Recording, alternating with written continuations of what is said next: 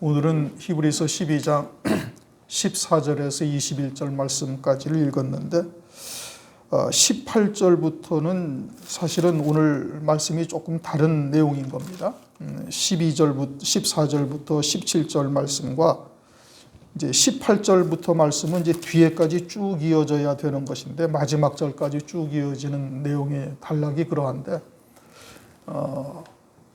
그렇게 하기에는 좀 시간도 금방 걸리고 14절부터 17절까지만 하기에는 그렇고 또 다음에 18절부터 마지막 절까지 하려면은 또 상당한 시간이 더 걸리고 그래서 이제 18절부터 21절까지의 말씀도 오늘 같이 상고하려고 그러는 겁니다.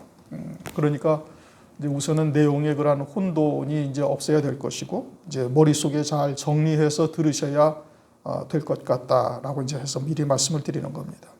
이제 12장에 들어서는 이제 계속 하나님께서 아들에 대한 징계 그리고 징계로 말미암아 연달한 자들은 이제 의에 평강한 열매를 맺는다. 라고까지 이제 말씀하시고 이제 그러고서 이어지는 말씀인 겁니다. 앞에 말씀을 잊어버리면 오늘 말씀의 중심을 찾지를 못해요. 앞에 우리가 뭘 말씀을 했는가 12장에 들어서 벌써 이제 네 번째 시간이죠. 그러니까 앞에 말씀의 요점이 무엇인지를 기억하시고 이제 그 줄기를 잡고 있어야 오늘 말씀이 이제 다른 데로 가지 않아요. 그냥 요 말씀만 딱 가지고 해석을 하면은 또 이 말씀이 이제 하나님께서 주고자 하시는 본래의 뜻을 이제 벗어나거나 잘못되게 해석을 할 수가 있으니까 그 영적인 하나님께서 주고자 하시는 말씀의 맥을 이제 계속 이어가야 된다. 이제 이런 뜻으로 말씀을 드린 겁니다. 14절 모든 사람으로 더불어 화평함과 거룩함을 쫓으라. 이것이 없이는 아무도 주를 보지 못하리라. 이제 왜 그렇게 말씀하셨는고 하니 말씀을 드렸는고 하니 이제 14절 때문에 그러는 거예요. 그러지 아니하고 그냥 14절만 달랑 떼서 딱 말씀을 전거하면은 이게 이제 무슨 뜻인지 방향을 못 잡게 되는 겁니다. 지금 여기서 모든 사람으로 더불어 화평하라. 이렇게 사이좋게 지내라. 거룩함을 쫓으라. 죄 짓지 말고 착하게 살아라. 그것이 없으면 아무도 주를 보지 못한다. 아무도 주를 보지 못한다? 그럼 천당에 가지 못한다는 소리냐? 하나님 나라에 가지 못한다는가?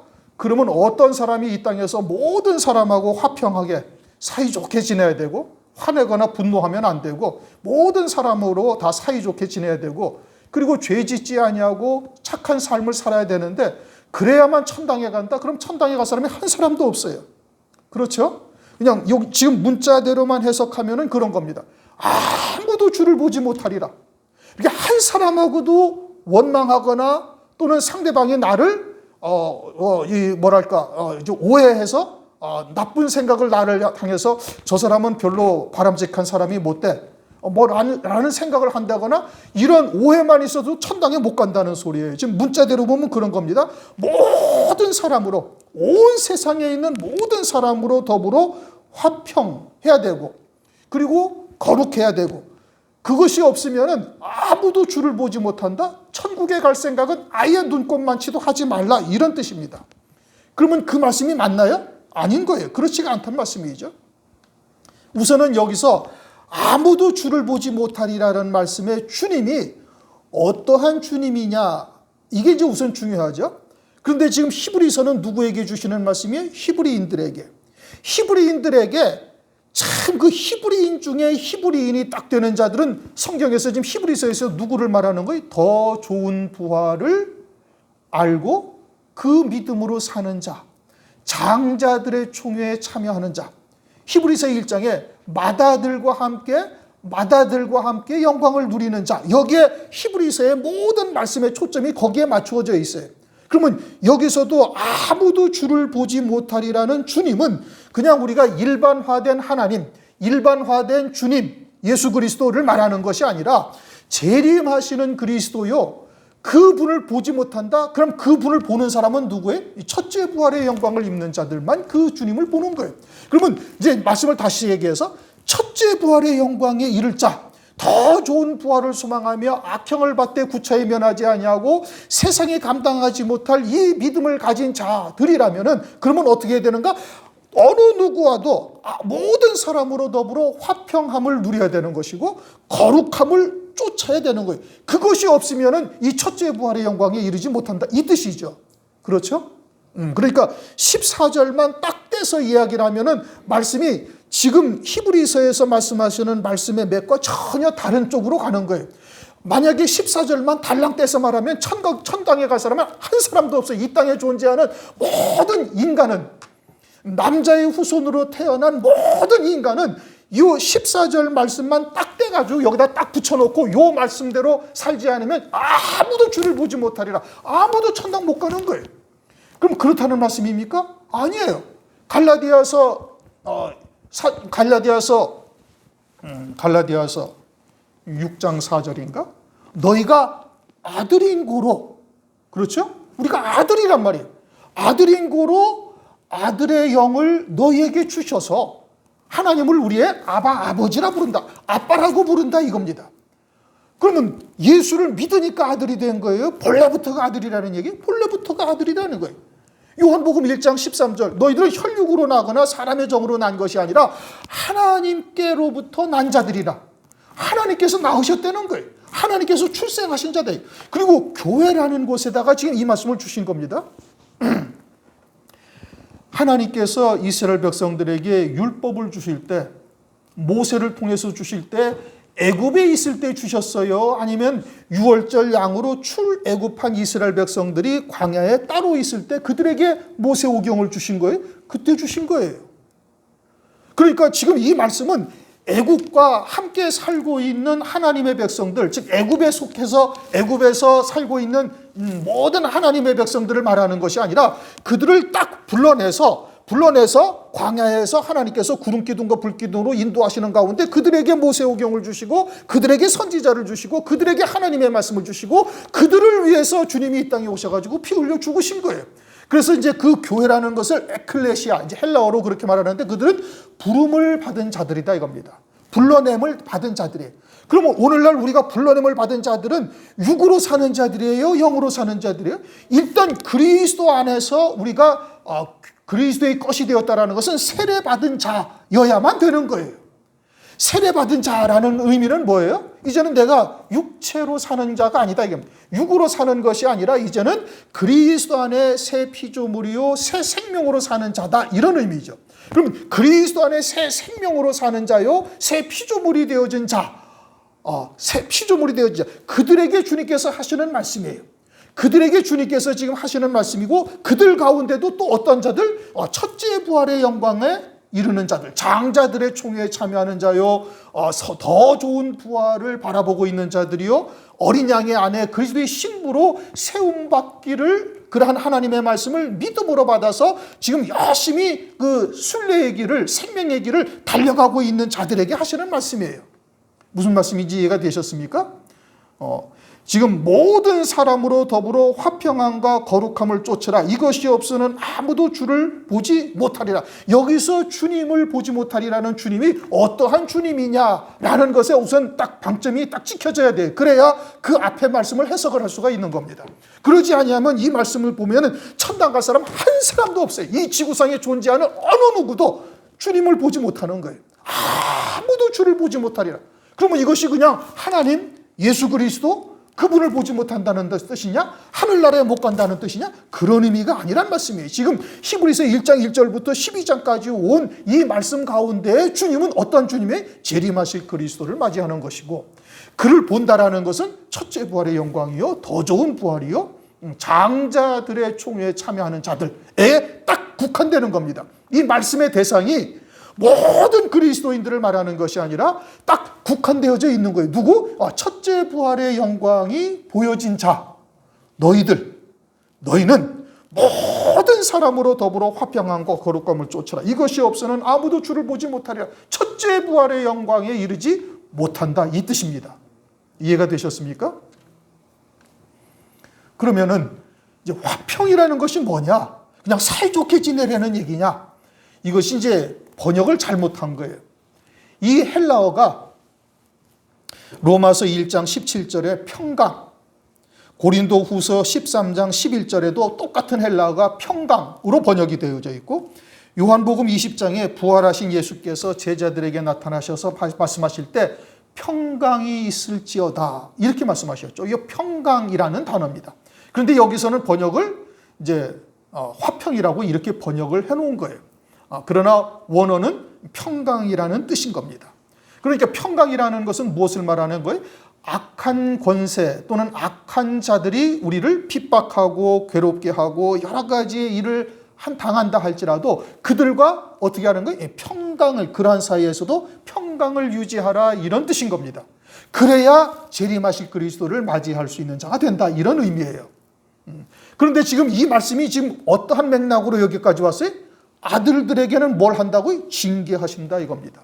그럼 징계하는데 우리가 징계를 받는데 그것이 때로는 우리가 육체를 입고 있으니까 육에 속한 부분들이 우리에게 살아나고 그래가지고 죄의 길로 우리가 들어서서 육에 속한 신앙으로 들어서서 때로는 하나님께서 더 가다가는 하나님의 나라에서 이제 떨어진 자가 될 수도 있으니까 하나님께서 책망하시고 꾸짖으시고 그래도 안 되니까 어떻게 한다고요? 이제 채찍으로 때린단 말이에요. 그렇게 채찍으로 때리는데 이것이 그냥 하늘나라에서 갑자기 번개가 빵 와가지고 아무 사람도 상관이 없고 환경도 상관이 없는데 번개가 빵 와가지고 딱 떨어져가지고 깜짝 놀라. 이게 징계입니까? 아니면은 우리 주변에 있는 사람들, 환경들 이런 것을 통해서 우리를 징계하시는 거예요? 그게 징계예요. 블레셋을 통해서 이스라엘 백성들을 징계하신단 말이에요. 그러면 사람들을 통해서 우리를 징계하시고 환난을 통해서 우리를 징계하시는데 사람이 보이고 환경이 보여서 저놈의 자식 내가 언제 한번 너 두고 보자 라는 분노, 원망, 불평 또는 막 환경 가운데 낙심, 절망, 좌절 그래서 침체에 푹 빠진 것 이렇게 되어지면은 재림하실 그리스도를 맞이하지 못한다 이겁니다. 왜냐? 그 모든 주권이 누구에게 있어요? 하나님께 있는 거예요. 오늘 새벽에도 사무엘상 9장 말씀을 했죠. 사무엘이 물깃는 소녀들한테 여기 선지자가 있느냐? 그럼 당신이 가다가 만나실 것이고 그리고 이제 사무엘을 만나서 오늘 뭐 하지는 않았지만 그 뒤에 10장을 보면 사무엘 선지자가 나중에 이제 돌아가면서 네가 돌아가는 길에 사람들을 어디서 누구를 만날 것이고 그들이 너한테 어떤 이야기를 할 것이며 또 어떤 것을 주기도 할 것이고 하는 그 모든 것들을 하나님께서 이미 다 알려주셔요. 사울에게 사무엘을 통해서 알려주신단 말이에요. 그러면 내가 지금 이렇게 걸어가고 움직이고 하는 모든 일들의 그 모든 주권이 섭리가 하나님의 주밀하신 섭리 가운데 이루어지고 있고 너에게 기름 부은 것이 이것이 하나님께서 네게 기름 부은 것이라는 것을 확신케 하기 위해서 사무엘을 통해서 사울에게 그것을 알려주시는 거예요. 그러면 우리에게 다가온 모든 환경이 다 하나님의 아주 세밀하시고 주밀하신 섭리 가운데 이루어지고 만나게 하셨고 그와 같은 환경으로 이루어졌으니 그것이 그 사람에 의해서 내게 그냥 나를 폭삭망하게 한 것이 아니라 하나님의 주권적인 섭리 가운데서 내게 이루어진 것이니 사람이 내게 보여서는 아니 되는 거예요. 남편이 나한테 보여서는 안 되고 아내가 나한테 보여서는 안 되고 나한테 사기치고 도망간 녀석이 그놈이 보여져서도 아니 된다 이겁니다. 누가 하신 거예요? 하나님이 하신 거란 말씀이에요. 그럼 하나님이 내게 하셨으면 어떻게 할 거예요? 그냥 받아야지요.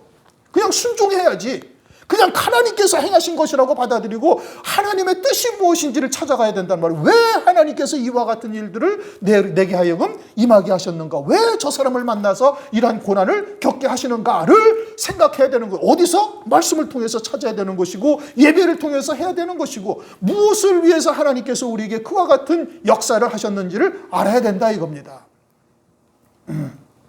마가복음 8장을 보면 벳세다 소경이 주님을 만나서 눈을 뜨는데 눈을 딱 뜨게 하시고서는 너 뭐가 보이느냐?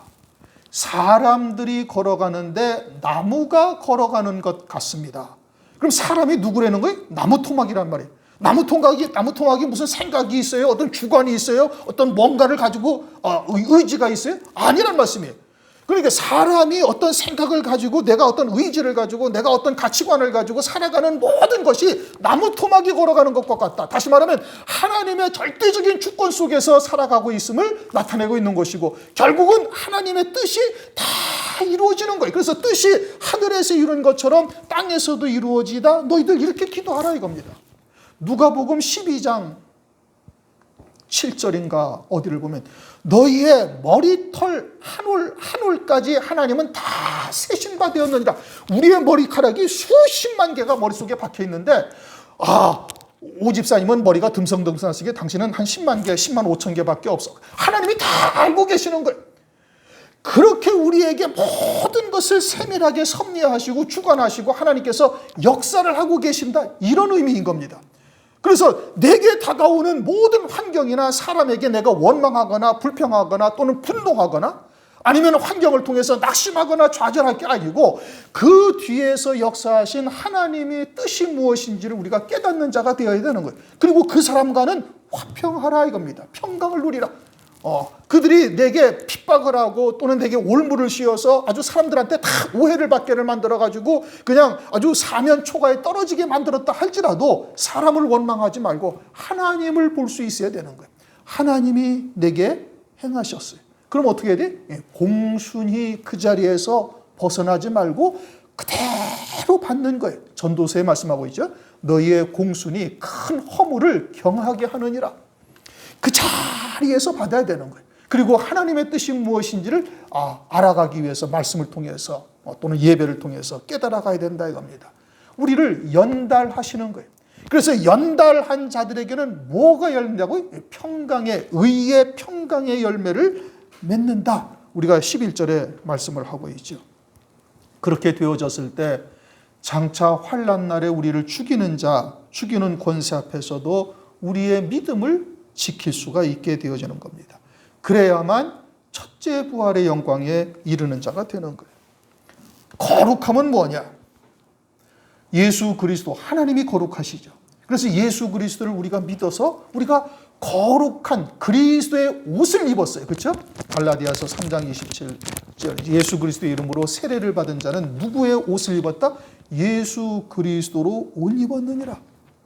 예수 그리스도로 옷을 입었으니 우리는 하나님이 나를 보실 때는 예수 그리스도의 피로만 딱 봐요. 그렇게 죄가 하나도 없는 자처럼 보이는 거예요. 그게 하나님의 전능하심인 거예요. 그런데 우리의 속은 어때? 여전히 그대로예요. 그러니까 하나님께서는 그리스도 안에서 새로운 피조물 된 자에게 말씀을 통해서 아버지의 뜻이 무엇인지. 왜요? 아버지만이 거룩하시죠. 말씀만이 순결해요. 깨끗하단 말이에요. 그러니까 말씀이 거룩하시지. 그러니까 하나님의 말씀을 통해서 아버지의 뜻, 아버지의 거룩하신 뜻이 무엇인지를 우리에게 깨닫게 하시고 믿음으로 받게 하셔서 그 거룩함을 조금씩 입혀나가시는 것이고, 그렇게 해서 결과적으로는 이제 첫째 부활의 영광을 소망하며 나가게 되어질 때는 그리스도와 동급이 되게 하는 거예요. 그리스도의 신부 어린 양의 아내라는 것은 동급이 되었다 이겁니다.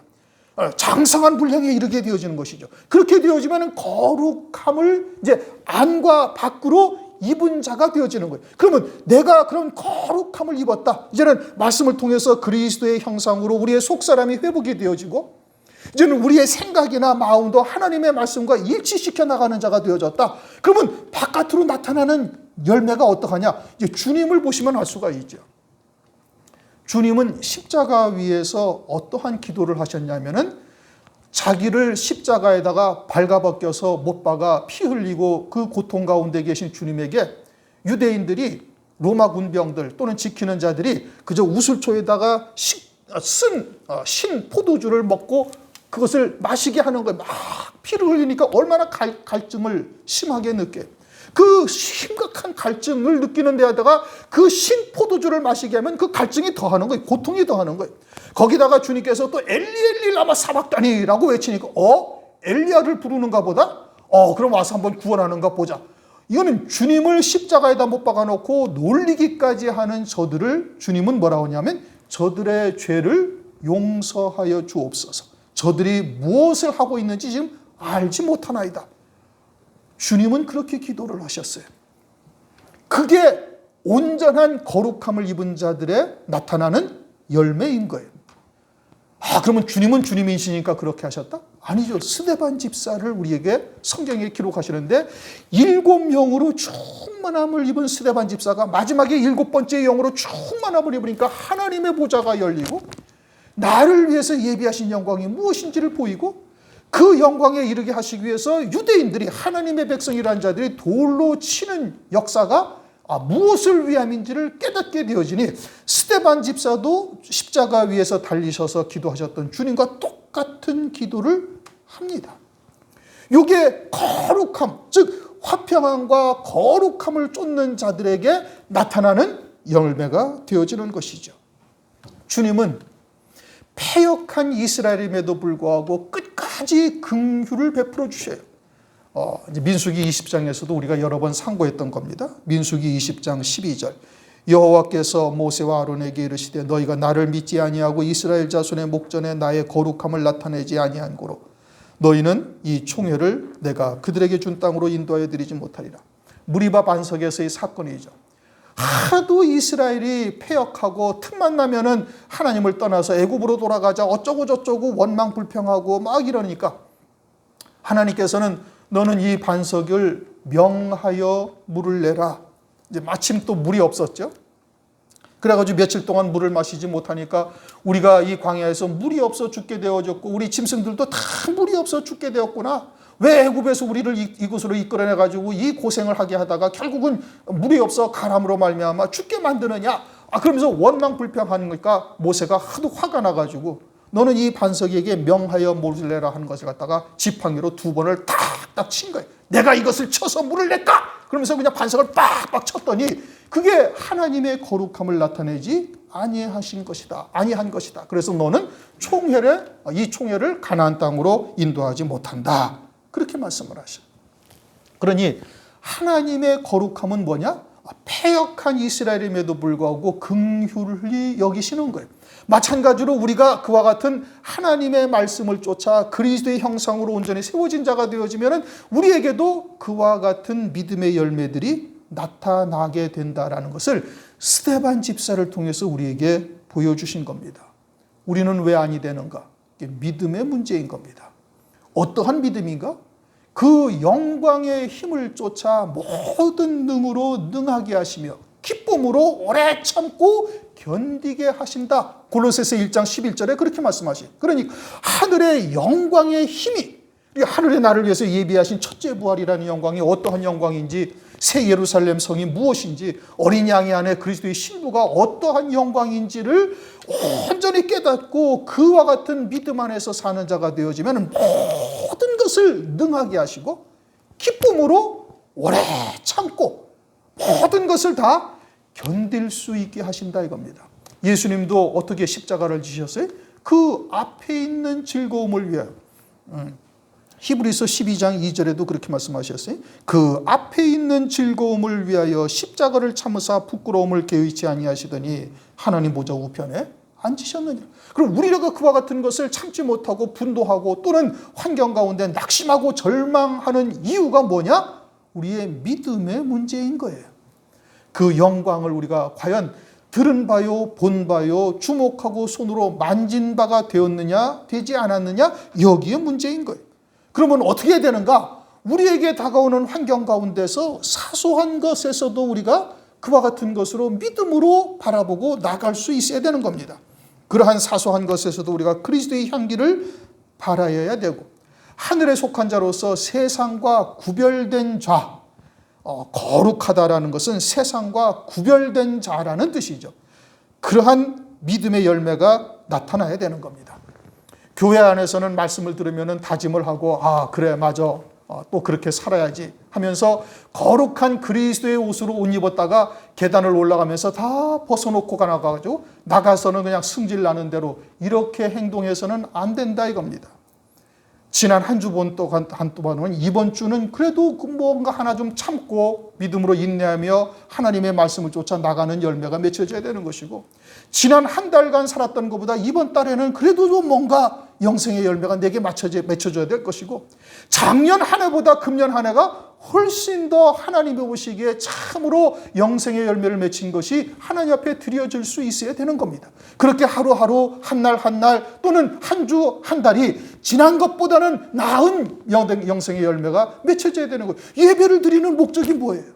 우리가 기도하는 하나님의 뜻이 뭐예요? 기도하는 본질이 뭐예요? 그와 같이 내 속사람이 그리스도의 형상으로 세워지기 위함인 거예요. 여러분들이 왜 말씀을 들어요? 말씀을 통해서 하나님의 거룩하신 뜻이 무엇인지를 우리가 조금 더 깨닫고 다시 한번 우리가 다짐하고 믿음의 결단을 하며 또 그렇게 내가 발걸음을 옮기리라 결단하고 잊지 말고 나가야지. 한 주 동안 요 말씀을 부여잡고 계속 살아야 되는 거예요. 너희는 모든 사람으로 화평함과 거룩함을 쫓으라. 그러지 아니하면 그 주님을 만나지 못하리라. 이 말씀이 머릿속에서 한 주간 동안 떠나지 아니해야 되는 거예요. 그래서 한 주간 동안 그래도 지난주보다는 이번 주에 그래도 내가 인내하며 나를 위해서 예비하신 영광을 위해서 그리스도의 향기를 바라고 있구나 라는 것이 나타날 수 있어야 된다 이겁니다. 빌립보서 1장 27절 29절 오직 너희는 그리스도 복음에 합당하게 생활하라. 이는 내가 너희를 가보나 떠나 있으나 너희가 일심으로 서서 한 뜻으로 복음의 신앙을 위하여 협력하는 것과 아무 일에든지 대적하는 자를 위하여 두려워하지 아니하는 이 일을 듣고자 함이라. 이것이 저희에게는 멸망의 빈거요 너희에게는 구원의 빈거니 이는 하나님께로부터 난 것이라. 우리가 그와 같은 그리스도의 향기, 생명의 향기를 바라게 되어지면 그것은 하나님으로부터 난 것이다. 그리스도를 위하여 너희에게 은혜로 주신 것은 다만 그를 믿을 뿐 아니라 또한 그를 위하여 고난도 받게 하리 하며 그러므로 모든 사람으로 더불어 화평함과 거룩함을 쫓으라. 그러하지 아니하면 아무도 주를 보지 못하리라. 15절 너는 돌아보아 하나님의 은혜에 이르지 못하는 자가 있을까 두려워. 여기서 하나님의 은혜라는 것은 재림하실 그리스도를 맞이하는 자, 첫째 부활의 영광을 입고 맞이하는 자가 은혜 받은 자죠. 요 은혜에 이르지 못하는 자가 있을까 두려워하라 이겁니다. 너희는 돌아보아. 그러니까 내 주변에 그런 나에게 하나님께서 그와 같은 말씀을 주시고 깨닫고 믿음으로 받게 하신 것, 시대의 표적을 보고 이제는 그와 같은 주의 재림의 때가 아주 임박했다라는 것을 깨닫게 하시고 그리고는 그 말씀을 믿음으로 받게 하신 것은 먼저는 나로 하여금 그와 같은 하나님의 은혜 안에 사는 자가 되게 하시고 그런 다음에는 이제는 그와 같은 그리스도의 향기, 생명의 향기를 내 주위에 또는 이웃들에게 또 아는 사람들에게 그 생명의 빛을 비추게 하시기 위해서 그럼인 겁니다. 그러므로 우리는 사도 바울이 로마서 9장 1절에 이렇게 말씀하셔요. 사도 바울이 로마서 9장 1절 내가 그리스도 안에서 참말을 하고 거짓말을 아니하노라. 내게 큰 근심이 있는 것과 마음에 그치지 아니하는 고통이 있는 것을 내 양심이 성령 안에서 나로 더불어 증거하는. 사도 바울은 하나 딱 근심하는 것이 뭐냐면 내 동족 유대인 아브라함의 자손 하나님을 믿고 있는 그리고 율법을 받은 모세를 통해서 율법을 받은 유대인들이 진짜 복음과 진리가 무엇인지를 몰라서 헛되게 살고 있는 것이 너무너무 안타깝고 그들을 구원하지 못하는 것이 내 마음에 큰 고통이다. 그러면 우리가 정령 진리가 무엇인지를 알고 참된 복음이 무엇인지를 깨닫게 하셨고 이제는 시대의 표적을 보고 재림하실 그리스도의 때가 임박함을 알고 그리고 그러한 환난을 통해서 이르실 구원의 말씀을 우리에게 주셔서 그러한 은혜를 우리가 진정으로 받았다면은 다른 그리스도인들 즉 사람의 계명으로 살면서 여전히 그저 노아의 때와 같이 그저 육신에 속한 것, 세상에 속한 것에 젖어서 그것만을 위해서 살아가는 자들을 바라볼 때 우리도 이러한 중심이 되어 있어야 되는 겁니다. 만약에 그러하지 아니하면 우리의 믿음이 그는 뭔가 조금 모순이 있는 거예요. 우리가 뭔가 하나님을 잘못 알고 있거나 아직은 내 믿음이 이제 장성한 분량에 이르지 못하였다 이겁니다. 그러니 그들을 바라볼 때 우리도 사도 바울이 로마서에 기록한 것처럼 그들을 바라볼 때 참으로 애통해하는 마음을 가지고 위에서 기도해야 할 것일 뿐 아니라 때를 얻든지 못 얻든지 하나님의 말씀을 증거해야 되는 겁니다. 에스겔 33장 7절에서 9절 인자야 내가 너로 이스라엘 족속의 파수꾼을 삼음이 이와 같으니라. 그런즉 너는 내 입의 말을 듣고 나를 대신하여 그들에게 경고할지어다. 가령 내가 악인에게 이르기를 악인아 너는 정령 죽으리라 하였다 하자. 네가 그 악인에게 말로 경고하여 그 길에서 떠나게 아니하면 그 악인은 자기 죄악 중에서 죽으려니와 내가 그 피를 네 손에서 찾으리라. 그러나 너는 악인에게 경고하여 돌이켜 그 길에서 떠나라 하되 그가 돌이켜 떠나지 아니하면 그는 자기 죄악 중에서 죽으려니와 너는 네 생명을 보전하리라. 하나님께서는 우리에게 마지막 때에 따른 말씀을 주신 것은 우리를 파수꾼으로 세우셔서 우리로 먼저 하나님의 은혜 안에 사는 자가 되게 하시고 그런 다음에는 그와 같은 말씀을 증거하게 하시기 위함인 거예요. 이제는 등불이 되어서 그 생명의 빛을 비추어야 되는 것이고 다른 말로 하면 나팔을 불어 경고해야 한다라는 것을 말씀하고 있는 겁니다. 더더군다나 이제는 무화과 나무의 비유가 성취된 지도 벌써 74년이 지났고 주님이 말씀하신 한 세대, 이 세대가 지나가기 전에 반드시 이 일이 이루리라 하신 말세 지말 중에 최극단을 우리가 살아가고 있는 거예요.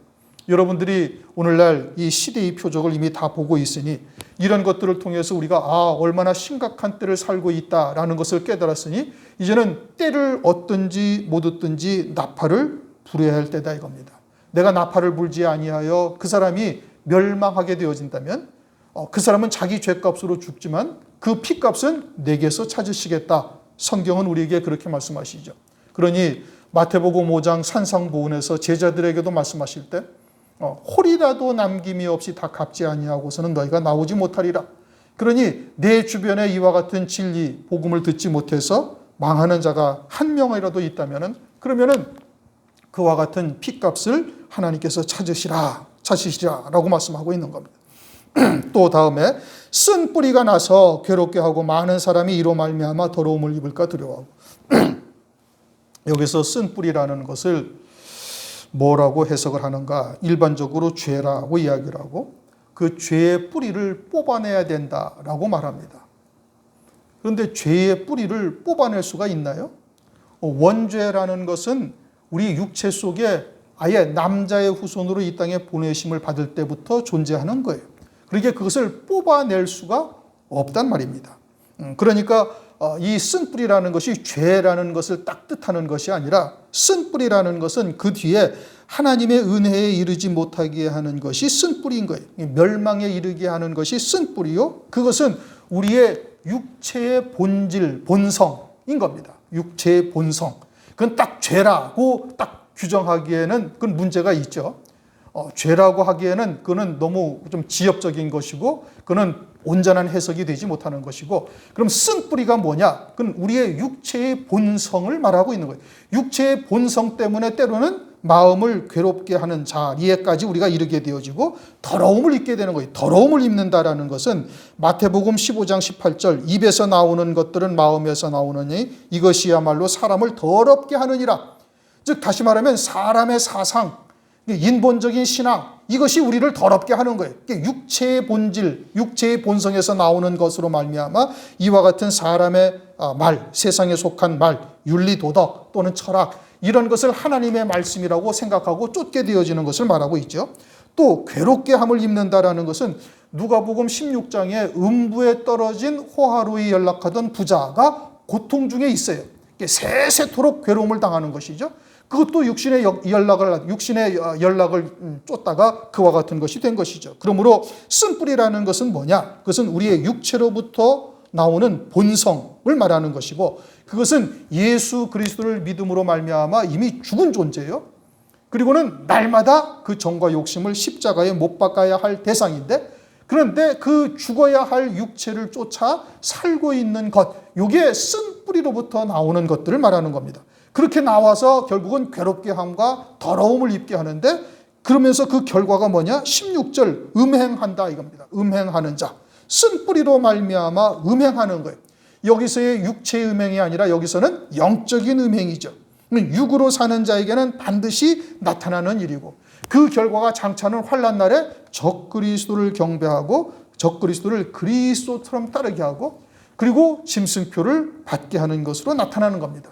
오늘날은 이제 그와 같은 짐승표나 적그리스도가 등장하지 아니하였으니까 영적인 음행을 성경에서 뭐라고 말씀하시는가? 이게 야고보서 4장 4절 세상과 벗됨이 하나님의 원수임을 알지 못하느냐 하면서 간음하는 여자들이라고 책망을 하시죠. 세상 복을 앞세우며 진리에서 벗어난 자들, 이게 오늘날 음행하는 자들이고 결국은 환난 날에 그들은 음료교회가 되어져서 하나님을 대적하는 자리에 서게 되고, 마태복음 13장 39절에서도 예수께서 대답하여 가라사대 악하고 음란한 세대가 표적 보기를 구하나 선지자 요나의 표적밖에는 보일 표적이 없느니라. 하나님의 말씀을 믿지 아니하고 눈에 보이는 은사나 표적을 믿는 자들, 이게 다 음행하는 자들이고, 그것은 쓴 뿌리로 말미암아 나타나는 영적인 음행이고, 이들은 장차 환난날 음녀교회가 되어지고 적그리스도를 경배하며 하나님의 진노의 심판의 대상이 될 자들인 겁니다. 그래서 음행하는 자와 혹 한 그릇 식물을 위하여 장자의 명분을 판 에사와 같이 망령된 자가 있을까 두려워하라. 이제 창세기 25장의 사건이죠. 팥죽 한 그릇에 장자의 명분을 팔아버렸어요. 이게 육체의 본성, 즉 쓴뿌리로 말미암아 장자의 명분을 팔았죠. 그리고선 나중에 그 복을 다시 받기를 막 울면서 구해도 하나님께서 그것을 허용치 아니하셨죠. 그런데 이 육신의 장자는 무엇을 말씀하시는가? 그것은 하늘에서의 장자를 그림자로 계시하고 있는 겁니다.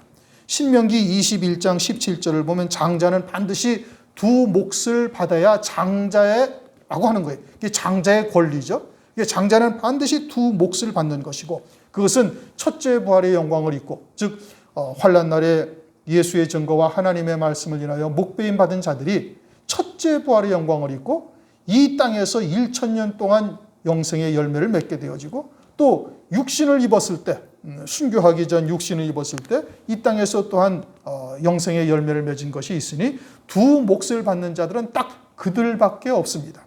첫째 부활의 영광을 입는 자요, 어린 양의 안에 그리스도의 신부로 세워진 자들이, 그들만이 장자들의 총회에 참여하는 거예요.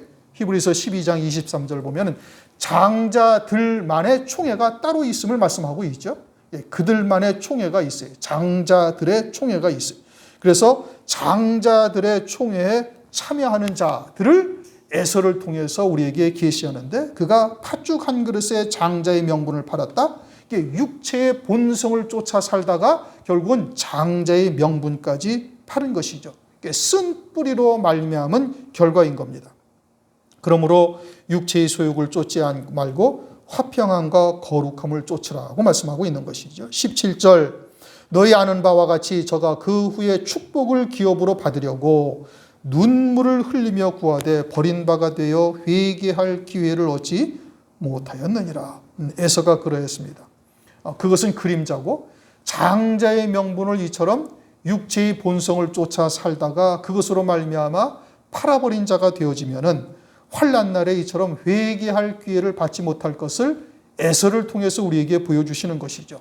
그래서 계시록 6장 16절 17절, 산과 바위에게 이르되 우리 위에 떨어져 보호자에 앉으신 이의 낯에서와 어린 양의 진노에서 우리를 가리우라. 그들의 진노의 큰 날이 이르렀으니 누가 능히 서리요 하더라. 이 6번째 인이 떼어질 때의 일을 지금 말씀하고 있는 겁니다.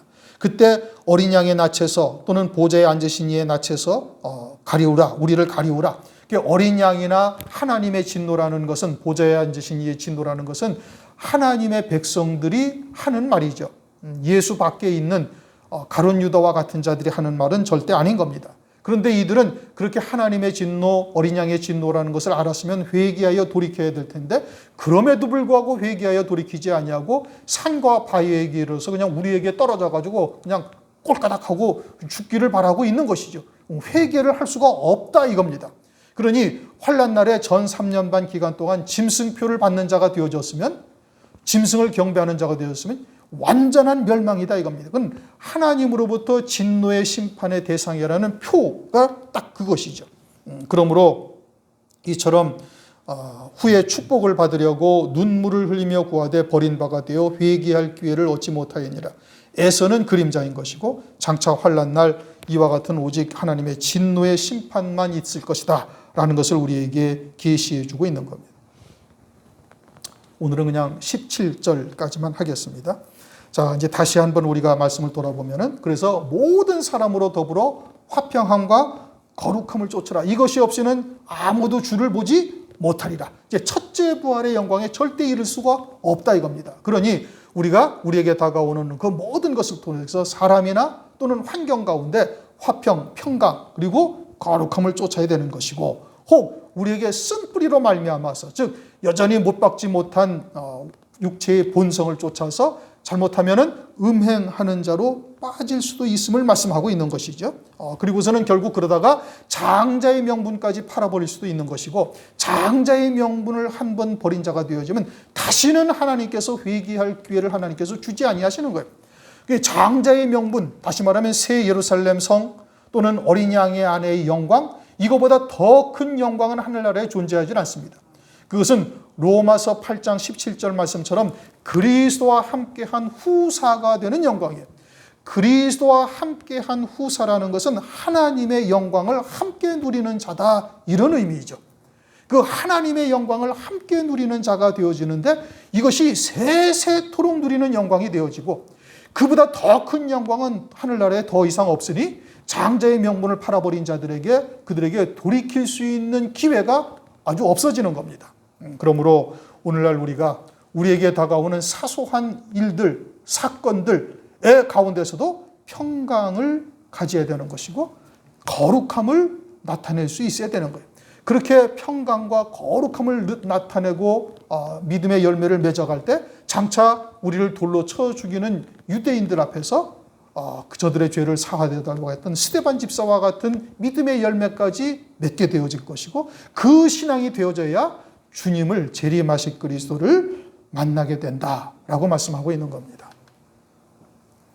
우리의 신앙이 아직도 한참 부족하다라는 것을 우리 각자가 다 알 수가 있죠. 그러면 어떻게 되는가? 기도하는 거예요.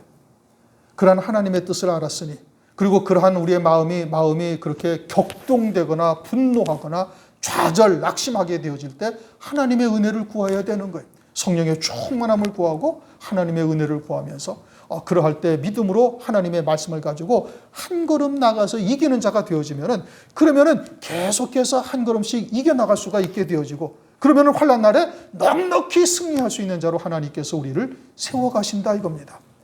하나님은 우리를 향하신 사랑을 절대 포기하지 아니하시고, 세상의 그 어떤 피조물도 높음이나 낮음이나 깊음이나 또는 넓음이나 그 어떠한 피조물도 이러한 하나님의 사랑에서 우리를 끊을 수 없느니라 라고 딱 확정하여 말씀하고 계십니다. 그러므로 믿음으로 하루하루를 승리하시기를 주님의 이름으로 축원합니다.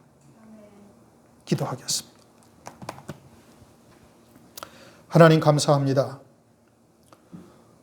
오늘도 히브리서 12장 말씀을 통해서 우리가 히브리서를 말씀을 들으며 히브리인 중에 히브리인으로 부르심을 받은 것은 기뻐하면서도 과연 히브리인 중에 히브리인으로서의 믿음의 열매를 맺고 있는지 돌아볼 수 있는 시간을 허락하여 주심을 감사를 드립니다.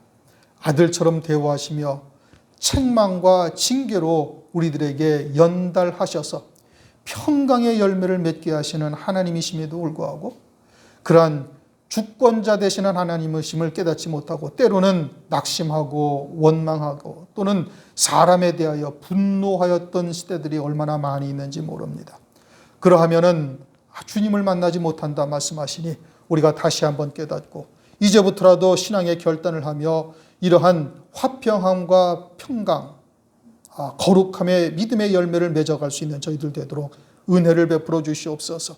쓴 뿌리가 나지 아니하도록 날마다 정과 욕심을 십자가에 못 박는 저희들 되도록 은혜 위에 은혜를 베풀어 주시옵고 성령으로 충만함으로 역사하여 주옵소서. 예수 그리스도의 이름으로 감사하며 기도드립니다. 아멘.